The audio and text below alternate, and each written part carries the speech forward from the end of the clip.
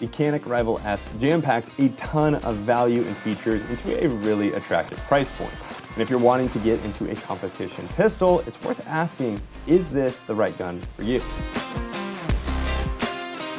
And right off the bat, I will let you know I'm a huge fan of Canik. I am not sponsored by them. However, between my brother and I think we've owned 7 or 8 of their different firearms, and we do really appreciate that bang for buck value that Canik delivers. But I still think it's worth asking, is this the right gun for you? I think the most appealing piece of the Rival-S is that the S stands for steel frame. This is going to add extra weight to the frame of the handgun as compared to the original polymer frame version of the Rival, which is going to weigh approximately 29 ounces. So realistically, there's about a 14-ounce difference or close to a pound difference between the polymer framed Rival and the Rival-S. And as somebody who owns the Canik Mete SFX, I did do a more in-depth, objective look at whether or not polymer makes that big of a difference compared to steel frame. And you can watch that video right here. And if I haven't already said this and you are finding this video helpful, please subscribe, give it a thumbs up. This channel is brand new and this video will likely never be monetized because YouTube doesn't like firearm reviews.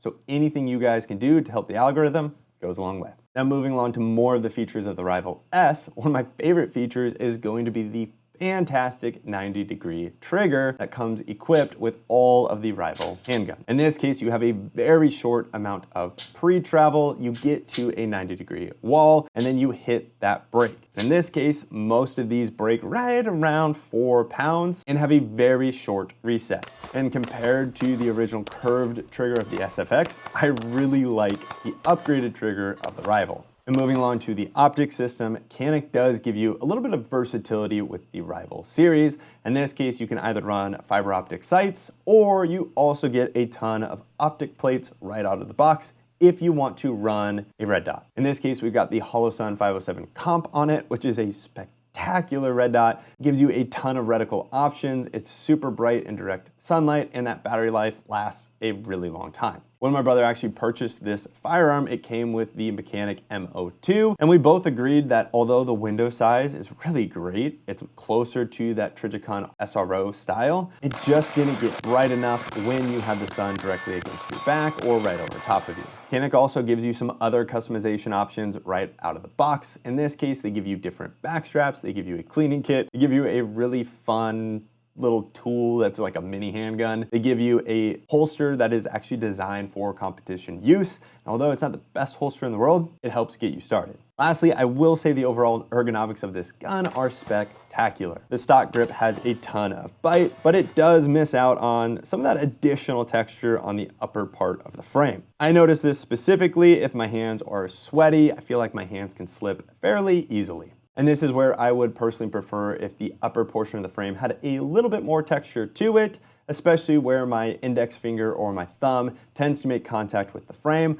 I would like either some sort of gas pedal or race pedal, something to really indent and push my finger into that firearm. Now, one of the best updates my brother made to this gun was purchasing the Magmo grips. And in this case, they are a fantastic upgrade to the original back straps and the original grip of the Rival-S. They're going to offer more girth to the overall grip. Plus, they have this little ledge that is going to allow your dominant hand fingers to go underneath your support hand, and in turn, allowing you to have a much better grip on the gun. And this is one of those things where I don't know why more companies don't do this. In this case, I really feel like my right hand is able to get a confident grip on the firearm, and then my left hand, and specifically my palm, is able to come in and really make contact with that grip a lot more than I could have without that ledge. Plus, I know when my brother was looking to purchase these, the owner of Magmo just sent him a ton of the different grips to try out and just see which one he likes better. And then ultimately, my brother just shipped back the ones he didn't want, which I thought was a super cool customer service experience. This isn't sponsored by them. They didn't send us anything.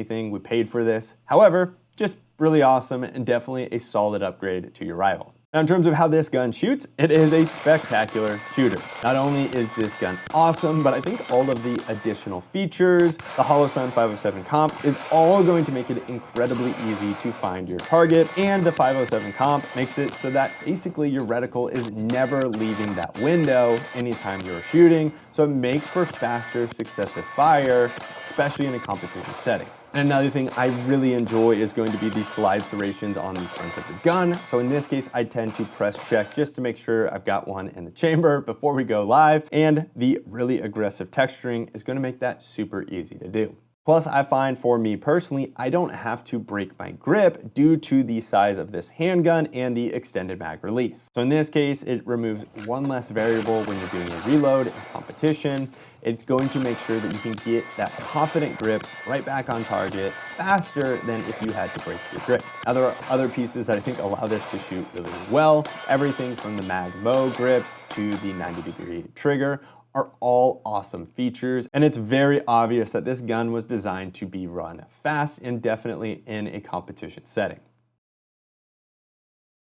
Now to start landing this plane, I think it's worth asking, is this pistol right for you or should you buy one? Now, I don't think we can fairly do that without also kind of looking at the competitive landscape as far as what else is out there and the other price points of other steel-framed handguns. Now, to the best of my knowledge, I do think that the Rival-S is going to be one of the cheapest options that you can possibly find with this many features, this great of a trigger, and also being steel framed. I think the MSRP is around that $950 mark. However, you can typically find these for $750 to $800. Now that compared to the CZ Scorpion 2, you're definitely going to be now upwards into the $1,200 mark. You also have the Walther PDP steel frame, which is again going to be that $1,200 plus mark. You also have the SIG Legion, and I do think all of these are going to be more expensive and not have the full feature set of the Rival-S. Now, I do think the Shadow 2 is a really spectacular option from CZ,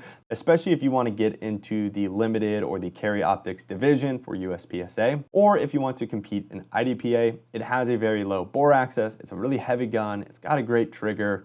However, I think personally the Rival-S is going to give you everything you need right out of the box to start competing with, whereas the Shadow 2, you're going to need to make some adjustments. If you want to run a red dot, you have to get the optics ready version, etc.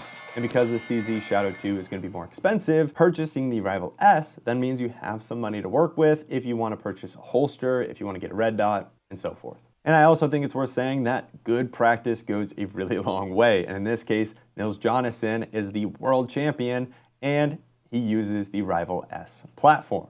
Now, of course, he could outshoot me and probably most of us with a high point.